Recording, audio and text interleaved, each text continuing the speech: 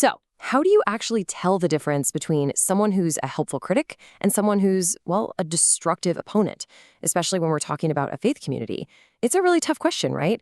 We're going to dive into that today by looking at what happens when a critic, maybe with the best intentions, walks right into a trap they've built for themselves. And that really brings us to the heart of it, to this one sharp question. When does a watchdog, the one who's supposed to be guarding the flock, start acting more like a wolf? This is the lens we're going to be using for our entire analysis today. Okay, so to make this whole thing less abstract, let's ground it in a real-world example. We're going to look at a pretty modern case study, a prominent online critic of the Church of Jesus Christ of Latter-day Saints who goes by Nemo the Mormon. His public challenges, his whole approach really gives us a perfect framework to explore that super fine line between critique and just opposition.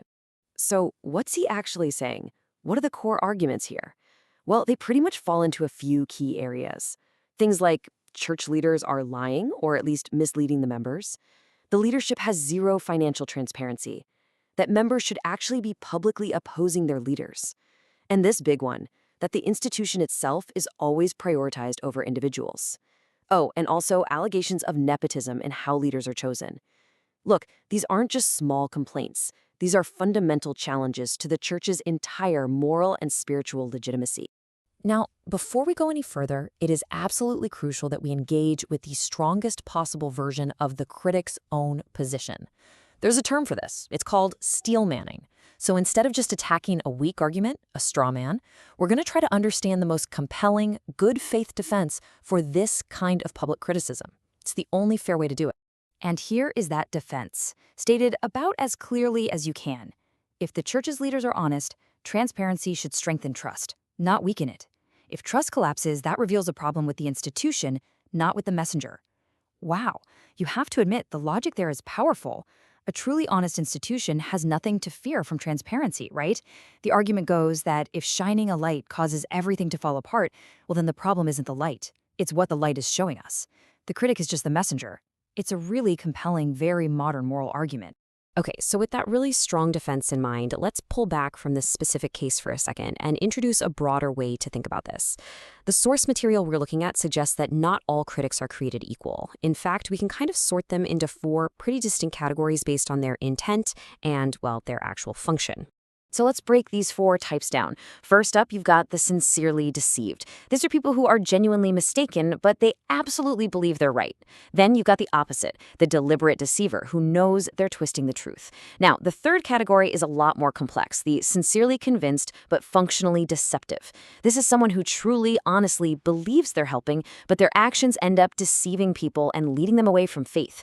And finally, number 4. The incentivized critic, the person whose criticism is driven by personal gain. And this is a big one we'll explore as priestcraft. All right, let's really zero in on that fourth category, because you could argue it's the most dangerous. This is where we get into what's called the priestcraft trap. It's a scriptural concept, but it describes a very modern structural problem. Think of it like this. It's what happens when worldly incentives, we're talking money, fame, online influence, start to corrupt what might have started out as a totally sincere critique. It's the activist who becomes more interested in selling books than in the cause, or that online personality who needs controversy just to drive clicks and keep the lights on. So what exactly is priestcraft? The Book of Mormon gives a really specific definition. Men preach and set themselves up for a light unto the world, that they may get gain and praise of the world, but they seek not the welfare of Zion. What's so interesting here is the focus is on two key ingredients. First, someone sets themselves up as a moral authority, and second, they do it to get gain and praise of the world. Notice it's about self-appointment and worldly reward, not necessarily about someone starting out with evil intentions.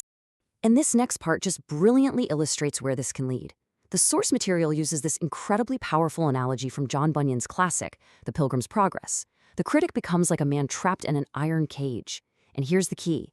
He isn't trapped by some outside force. He's trapped by a self-constructed reality where changing his mind, or even just softening his stance, has become way too costly to his identity, his reputation, maybe even his livelihood.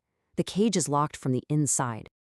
Okay, so if that's the track, how does an institution guard against it? Let's take a look at how the actual organizational design of the LDS Church might act as a kind of built-in defense against this very problem of priestcraft.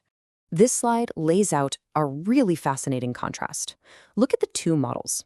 In the priestcraft model, authority is self-appointed. you just declare yourself an expert. But in the church's model, it's received by a calling, extended by someone who already has authority. Then you have compensation. One model has a monetized platform where your income literally depends on the message you're pushing. The other is unpaid service, which just removes that financial incentive entirely. What about accountability? One is accountable to an audience or to donors who might demand a certain narrative to keep paying. The other is accountable to a priesthood stewardship, a totally internal structure.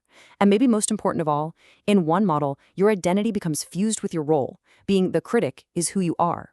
In the church's model, leadership is temporary and it's rotated. This prevents anyone from becoming permanently identified with their position. Every single one of these differences seems designed to systematically break that link between spiritual influence and personal. So all of this brings us right to the core conclusion of this whole analysis. After looking at the critic's defense, the different types of critics, and these institutional safeguards, it really all boils down to one crucial distinction: the difference between a critic's stated intentions and the actual observable effect of their work. And this slide just puts that tension in stark contrast. On one hand, you have the acclaimed intent, which we saw in that honest watchdog defense, right? I'm strengthening the church by demanding honesty. But then you look at the observed effect of this kind of sustained public opposition, and what you often see is the erosion of trust, the delegitimization of leadership, and an audience that's being conditioned for cynicism. The two things are literally moving in opposite directions. So here's the crucial point this analysis makes. When it comes to matters of faith, outcomes are way more telling than intentions. It suggests that the ultimate measure of any critique isn't what the speaker claims they want to achieve, but the predictable, observable impact their work has on the trust and the spiritual well-being of the people who are listening. And that leaves us with one final, really provocative question to think about. As you encounter criticism, and not just in a religious context, but in any context, what should be the primary focus of your evaluation? Should it be the speaker's stated good faith intentions? Or should it be the predictable, real-world outcomes that their words produce in their audience? Some to chew on.